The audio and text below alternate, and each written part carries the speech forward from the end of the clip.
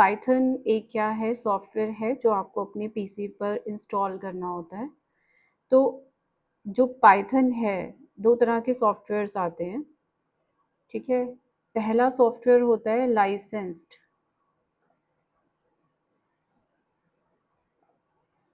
ठीक है, और दूसरा सॉफ्टवेयर होता है ओपन सोर्स। आपको अगर माइक्रोसॉफ्ट ऑफिस यूज़ करना है फॉर एग्जांपल, ठीक है, तो वहाँ पर आपको क्या करना पड़ेगा, वो बाय करना पड़ेगा, ठीक है।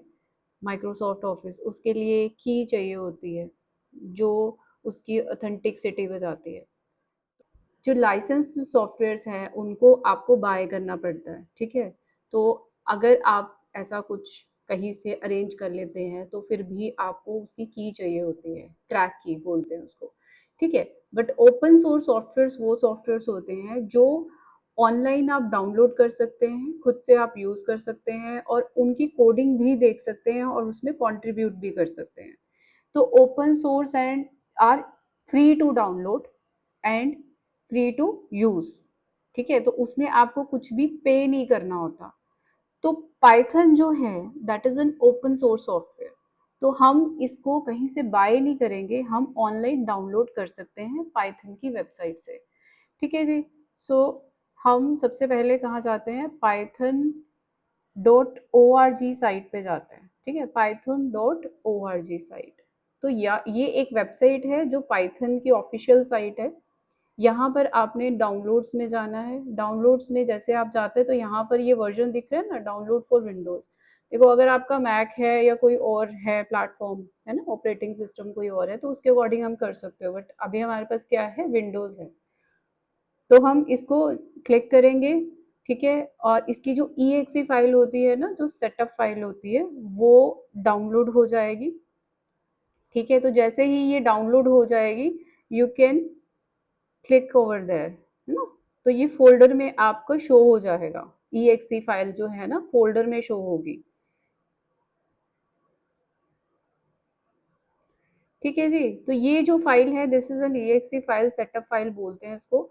तो आप इसको डबल क्लिक कर सकते हैं to run the executable file, ठीक है जी। तो जैसे ही आप इस पे क्लिक करते हैं दो बार, तो इसका जो इंस्टॉलेशन जो प्रोसेस है वो बिगिन हो जाता है, ठीक है। यहाँ पर जो इंस्टॉलेशन है वो थोड़ा सा डिफरेंट आया है, क्यों, क्योंकि मेरी ऑलरेडी पाइथन इंस्टॉल्ड है, ठीक है। तो मैं क्या करती हूँ, मैं पाइथन को डिलीट कर देती हूँ पहले। Let me delete the Python.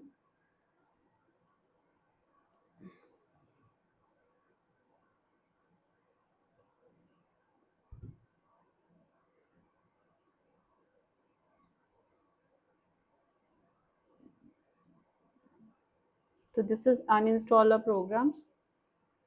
सो यहाँ पर जो भी प्रोग्राम्स मैंने, जो भी सॉफ्टवेयर्स डाउनलोड किए हुए हैं वो सब यहाँ पर शो होते हैं। So this is Python. I can uninstall. ठीक है। तो इसमें ये भी हो सकता है कि मान लो आपकी पाइथन में कुछ सही नहीं चल रहा है, पाइथन नहीं चल रही है, ठीक है, आप नया वर्जन इंस्टॉल करना चाहते हो तो आप पुराने वर्जन को क्या कर सकते हो, अनइंस्टॉल कर सकते हो। तो मैंने आपको ये भी बता दिया कि अगर आप कहीं किसी सॉफ्टवेयर को अनइंस्टॉल करना चाहते हो तो you have to go to the control panel, then programs, और उसके बाद जो ऑप्शन आती है that is programs and features. वहाँ पर जब आप किसी प्रोग्राम को सर्च करते हो कि आपको कोई प्रोग्राम अनइंस्टॉल करना है तो आप उस प्रोग्राम को राइट क्लिक करके अनइंस्टॉल कर सकते हो। किया, ओपन करने के बाद हमने इस पर डबल क्लिक किया था जो कि हमारा इंस्टॉल नहीं हुआ था, क्यों, क्योंकि हमारा ऑलरेडी इंस्टॉल था, ठीक है। तो हम क्या करते हैं, अब देखो हमारे पास यहाँ रन की ऑप्शन आ रही है, आप इस पर क्लिक करो तो आपके पास जो आएगी चीज वो अलग आनी चाहिए थी। Okay, install now, use admin privileges at Python exe2 path. तो यहाँ पर इंस्टॉल नाउ की ऑप्शन आ रही है, आप इसको क्या करो, आप इसको क्लिक कर दो, ठीक है। तो अब ये पाइथन की जो इंस्टॉलेशन का प्रोसेस है वो स्टार्ट हो जाएगा।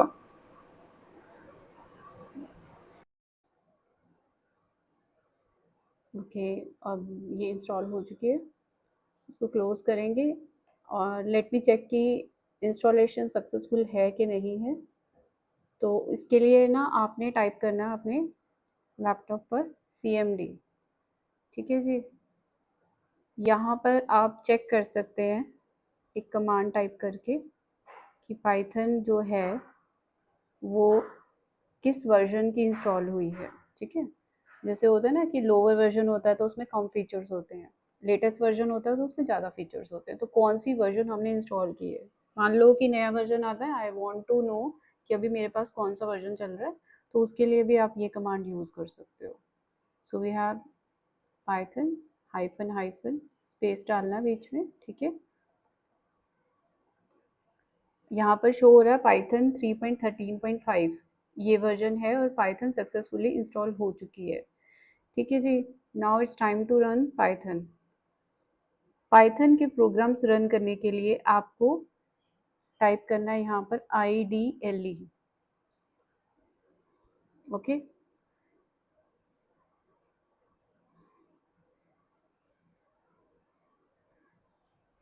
तो IDLE एक शेल है जो एक तरह का इंटरफेस है ना, जहाँ पर आप कमांड टाइप करते हो। तो सबसे पहली जो कमांड, जैसे मैंने बताया था कि प्रोग्राम बेसिकली क्या होते हैं, प्रोग्राम होते हैं जो टास्क हम कंप्यूटर को मतलब करवाने के लिए जो कमांड दे रहे हैं ना, जैसे कलेक्शन ऑफ इंस्ट्रक्शन। तो जैसे मैं एक छोटी सी टास्क देती हूँ कंप्यूटर को कि जो भी मैं टाइप करूंगी यहाँ पर वो आपने एज इट इज स्क्रीन पर शो करना है, जो भी टाइप करूंगी। ठीक है, तो वो कमांड के लिए मैं क्या यूज करती हूँ, प्रिंट फंक्शन यूज करती हूँ। ठीक है, प्रिंट, जैसे आप रोबोट को बोलते हो ना से व्हाट आई एम सेइंग, है ना, ली मैं जो बोल रही हूँ आप वो बोलो। तो मैं अगर बोल रही हूँ हेलो तो वो भी हेलो बोले।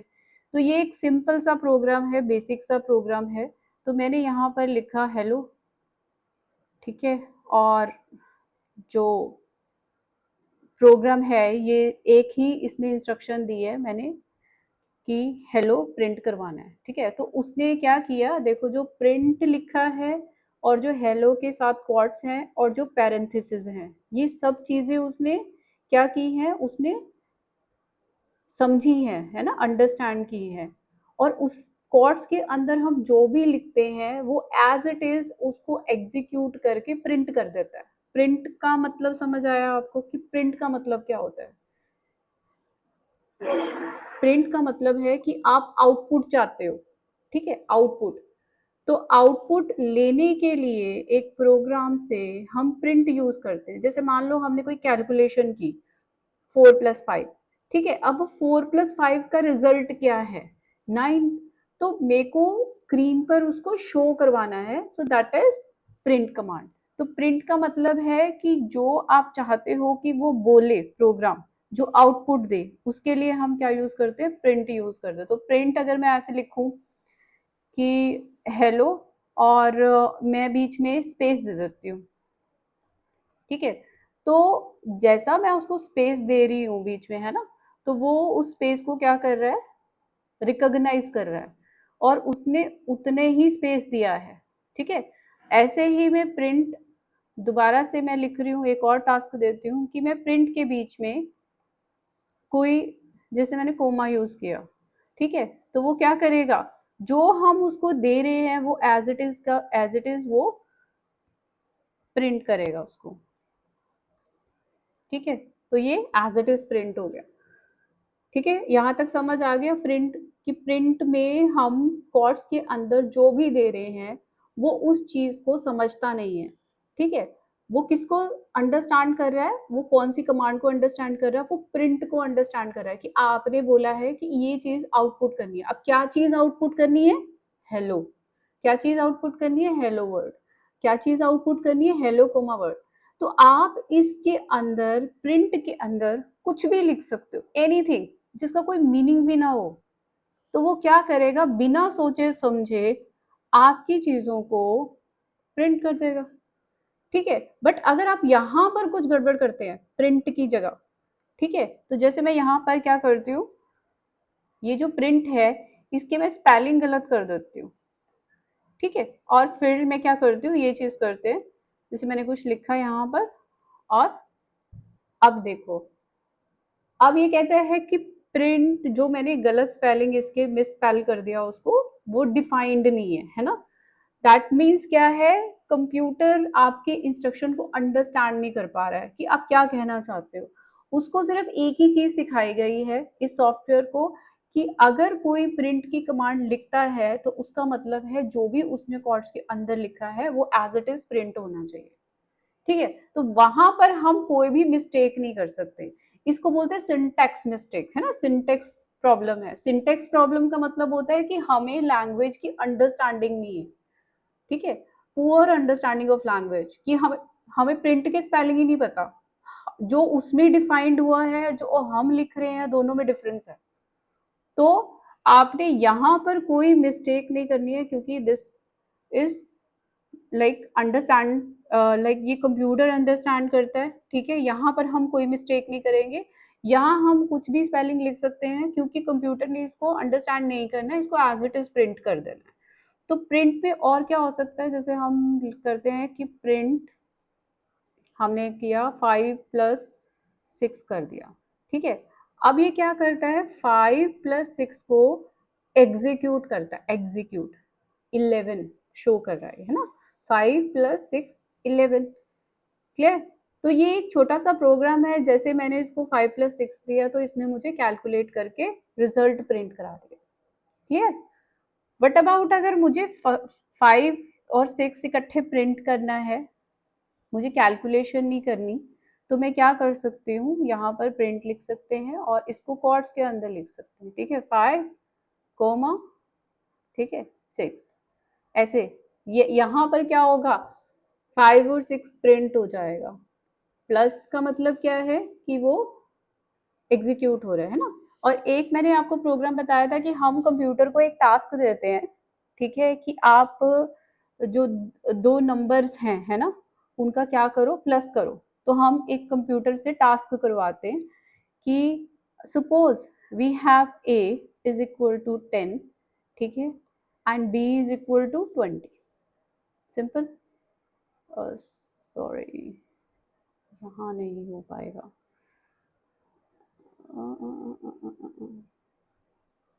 a is equal to 10, b is equal to 20, c is equal to a plus b।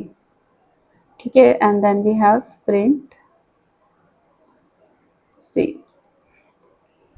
तो ये दिखा रहा है, ये जैसे हमने एक छोटा सा टास्क कराया कि a में 10 गया, b में 20 गया, और c में जो रिजल्ट है वो गया, और जो c है हमने प्रिंट करा दिया।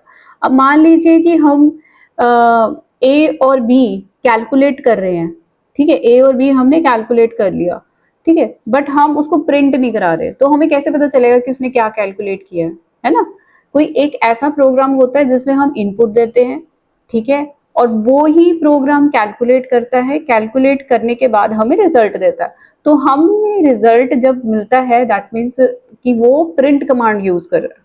ठीक है, ये एक छोटी सी टास्क थी जो हमने कंप्यूटर से करवाई, कि हमने कहा कि ठीक है आप हेलो लिखो, हेलो वर्ड लिखो, हेलो कोमा वर्ड लिखो, कुछ भी XYZ लिखो। उसके बाद हमने कहा कि सम परफॉर्म करो। ठीक है, सम परफॉर्म करो, तो हमने क्या कहा कि a में 10 है, b में 20 है, c is equal to a plus b है। ठीक है, यहाँ पर जो ये है ना, ये a b c है ना, ये क्या चीज है, इसको हम क्या बोलते हैं, वेरिएबल्स। वेरिएबल्स बोलते हैं। ठीक है, वेरिएबल्स क्या होते हैं, वेरिएबल्स जब हमें कुछ ऐसी एक आइडेंटिटी चाहिए होती है जहां पर हम वैल्यू स्टोर कर सके। जैसे मैंने एक नाम ले लिया, नेम एक वेरिएबल है। अब इस नेम, इस वेरिएबल में कोई भी वैल्यू हो सकती है, लाइक वी हैव रेखा। ठीक है, ये वैल्यू होगी, तो हम अगर प्रिंट करते हैं प्रिंट, ठीक है, प्रिंट नेम। अब जब भी हम वेरिएबल शो करते हैं ना, तो यहाँ पर वो नहीं लगेगा, क्वार्ट्स नहीं लगेंगे। ठीक है, अगर हम क्वार्ट्स लगा देंगे तो क्या आएगा, यहाँ पर अगर हम क्वार्ट्स लगा देंगे तो क्या आएगा, यहाँ पर एज इट इज ये नेम लिखा आएगा। बट हमें क्या चाहिए, उसके अंदर की वैल्यू चाहिए। तो वैल्यू के लिए हम क्या करेंगे, यहाँ से ये डबल क्वार्ट्स हटा देंगे। तो जब हम ये डबल क्वार्ट्स हटाएंगे और रन करेंगे इसको, तो यहाँ पर क्या लिखा आएगा, रेखा। ठीक है, अब अगर हम एक प्रोग्राम को इसको चेंज कर दें, इसकी वैल्यू चेंज कर दें, ठीक है, जैसे मैंने यहाँ पर प्रिंट नेम लिखा है, ठीक है, उसके बाद मैंने दोबारा से इसी चीज को मैं कॉपी कर लेती हूँ, ठीक है, ये एक प्रोग्राम है और मैंने क्या किया, अब रेखा की जगह मैंने क्या कर दिया, जैसे मैंने मान कर दिया कुछ भी, है ना, तो यहाँ पर जो शो होगा वो रेखा की जगह क्या शो होगा, मान शो होगा, ठीक है। अब मान लो कि मैं यहाँ प्रिंट नहीं करवाती, प्रिंट नहीं करवा रही हूँ, तो पहले मैंने वेरिएबल जो डिक्लेयर किया that is under a name, name कोई नेम नाम का वेरिएबल डिक्लेयर किया और उसमें मैंने वैल्यू पुट की रेखा, ठीक है, फिर मैंने उसी वेरिएबल में क्या डाल दिया, मान। तो जब मैं प्रिंट करूंगी तो मेरे को क्या शो होगा, रेखा के मान,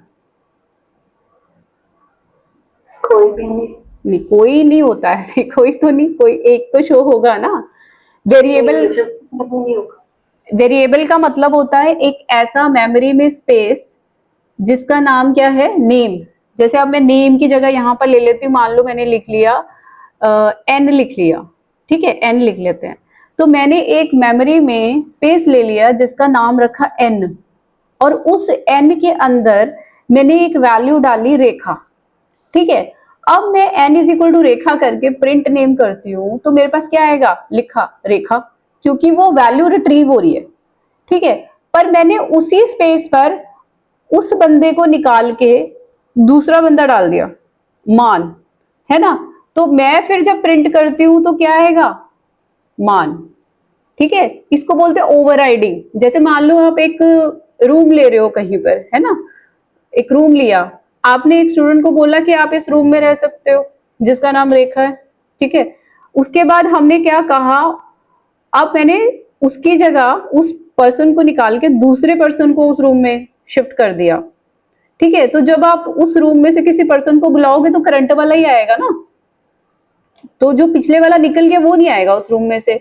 तो रूम का मतलब हो गया कि वेरिएबल, एक रूम है जिसके अंदर हमने एक वैल्यू डाली, ठीक है। तो जब भी हम प्रिंट करेंगे वो वेरिएबल, तो वो करंट वैल्यू शो करेगा, करंट वैल्यू।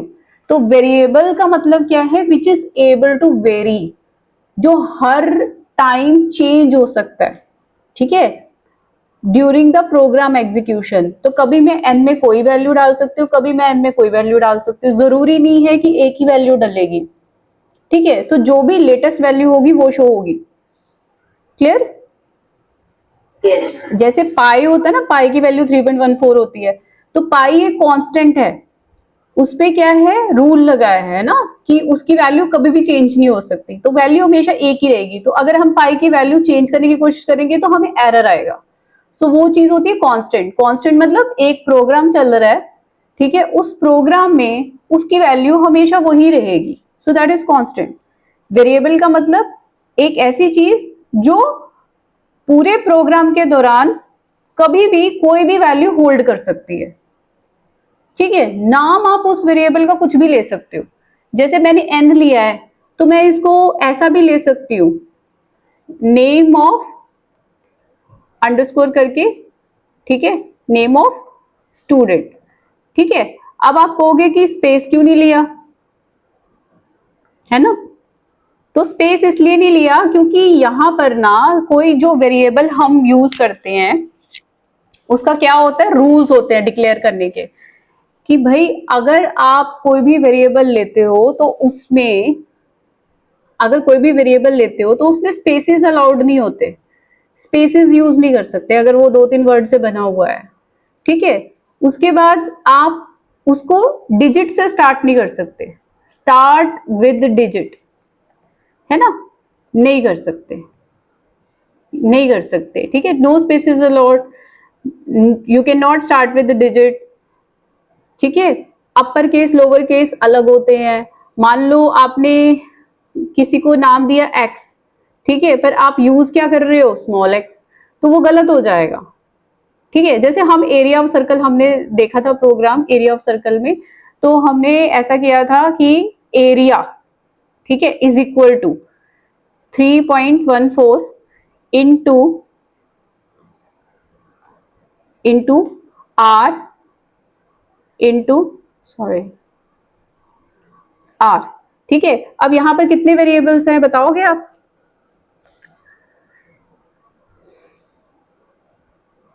टू। हाँ, यहाँ दो वेरिएबल हैं। एक हो गया radius, that is represented by R. अब आर जो है एक वेरिएबल है, एरिया एक वेरिएबल है। अब जो आर है, आर में हमें कोई भी वैल्यू दे सकते हो, जैसे मान के चलो कि आर में मैंने तो 2 दे दिया, ठीक है, आर में मैंने 5 दे दिया, तो ये क्या हुई? ये हुई वैल्यू और ये हुआ वेरिएबल। ठीक है, अब अगर मैं आर में 5 दे रही हूँ, उसके बाद मैंने आर में क्या दिया? 3 दे दिया, तो यहां पर क्या शो होगा? यहां पर जब ये एग्जीक्यूशन होगी, ये प्रोग्राम रन होगा, तो आर में वैल्यू क्या है अभी? 3। 3 वैल्यू है। क्यों? क्योंकि लेटेस्ट वाली आएगी। पहले वाला ओवरराइड हो गया, मतलब एक के ऊपर आपने एक चीज रख दी तो पिछले वाली चीज हाइड होगी, उसके ऊपर नई वाली चीज आ गई। तो यहाँ पर एरिया जो है वो कैलकुलेट हो रहा है ना? और कैलकुलेट होके कैसे आ रहा है? 3.14 आर इंटू आर करके। क्लियर? तो वेरिएबल क्या है? Which is able to vary. अब आर रखा है नाम, तो हम क्या रख सकते हैं? इसका नाम कुछ भी रख सकते हैं, रेडियस भी रख सकते हैं। ठीक है, रेडियस भी रख सकते हैं। तो यहां पर क्या आएगा? फिर यहां पर रेडियस आएगा। ठीक है, समझिए, नाम जो है वो दैट शुड बी मीनिंगफुल, कि आप कल को दोबारा देखो तो एक्स वाई जी कुछ भी ऐसे रखोगे ना, तो वो समझ नहीं आएगा इस प्रोग्राम में आपने किया क्या है। अगर मैं मान लो एक मीनिंगफुल नाम रख दूं, रेडियस इंटू रेडियस, तो आपको समझ आ जाएगा कि हाँ भाई रेडियस है ये। ठीक है, एरिया रखा है तो एरिया की जगह मैं रिजल्ट इज इक्वल टू लिख दूं, तो मुझे नहीं पता कि यहाँ मैं क्या कैलकुलेट कर रही हूँ, तो अगर मैं एरिया लिखती हूँ तो मुझे पता चल जाएगा कि हाँ मैंने यहाँ पर एरिया कैलकुलेट किया। ठीक है, तो यहाँ पर जो नाम है वेरिएबल के, उसके रूल्स होते हैं, जो रूल्स मैंने आपको बताए हैं कि स्पेसेस नहीं होने चाहिए, should start with the letter not digit. ठीक है, अगर मैं ऐसा लिखूं 7 रेडियस, ऐसा कुछ नाम लिख देती हूँ, तो ये अलाउड नहीं है। ठीक है, इसको कहते हैं रूल्स ऑफ द लैंग्वेज, कि एक लैंग्वेज जो बनी है पाइथन, उसके कुछ रूल्स हैं and you have to follow those rules. ठीक है, अदरवाइज आपके प्रोग्राम में क्या आएगा? एरर आएगा और प्रोग्राम आपका नहीं चलेगा। क्लियर? Yes ma'am. तो वेरिएबल्स आपको समझ आ गए कि वेरिएबल्स बेसिकली हम क्यों यूज करते हैं।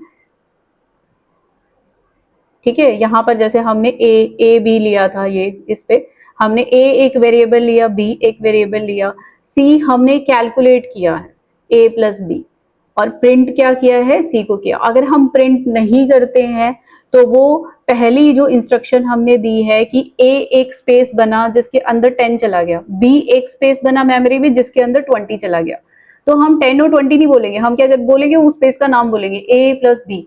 तो जब हमने a प्लस बी किया तो उसकी जो वैल्यू है वो किसको असाइन हुई? इसको बोलते हैं असाइन।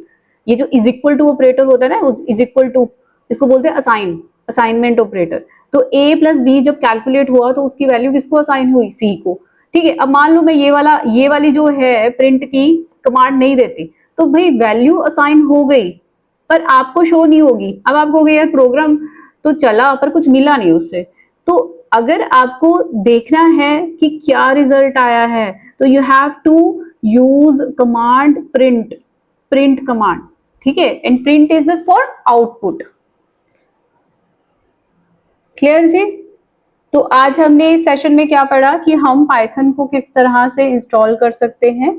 क्योंकि पाइथन एक ओपन सोर्स सॉफ्टवेयर है तो इट्स फ्री टू डाउनलोड, ठीक है, ओवर द इंटरनेट, और ये कोई हैवी सॉफ्टवेयर नहीं है। आप किसी भी अपने लैपटॉप पे विद लेस कॉन्फ़िगरेशन आप इंस्टॉल कर सकते हो। तो no need to use no no requirement like heavy software की कोई रिक्वायरमेंट नहीं है इसमें।